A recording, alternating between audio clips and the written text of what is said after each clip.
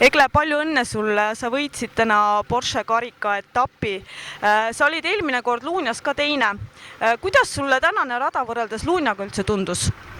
Aitäh kõigepealt ja põhiparkuur tundus isegi pikemad vahed, et oli võimalust nagu rohkem pöörata ja eelmine kord oli selle võrra raskem, et oli esimene välivõistlus.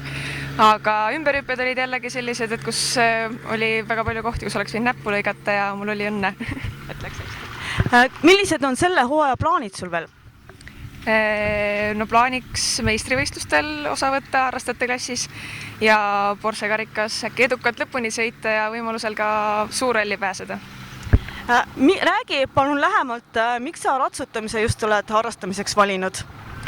Ma armastan loomi, ma armastan üle kõige neid loomi, et see on hobi, see on sport, see on elustiil, et nad on lihtsalt nii lahedad. Räägi korraks ka oma hobusest, mis sulle tema juures kõige rohkem meeldib?